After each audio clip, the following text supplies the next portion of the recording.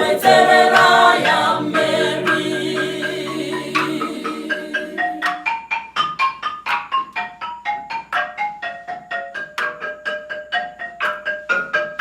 Onye nwe anyị egosila ụwa niile nzọpụta ya.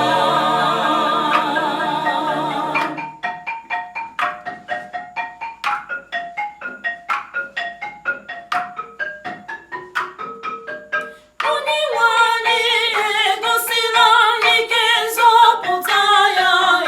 O meela ka mba niile mata ezi omume ya. O chetara ịhụnanya ya na ịkwụdosi ike ya n'ebe ezinụlọ Izrel nọ.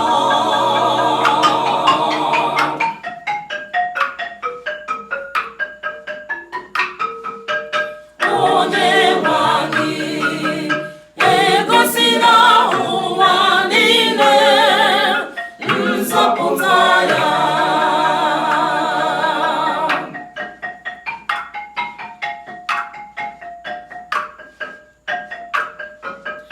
Akụkụ ụwa niile hụrụ nzọpụta nke Chineke anyị. Ụwa niile tijere n'Onye nwe anyị mkpu ọṅụ, were n'ukwe na mmọnwụ too ya.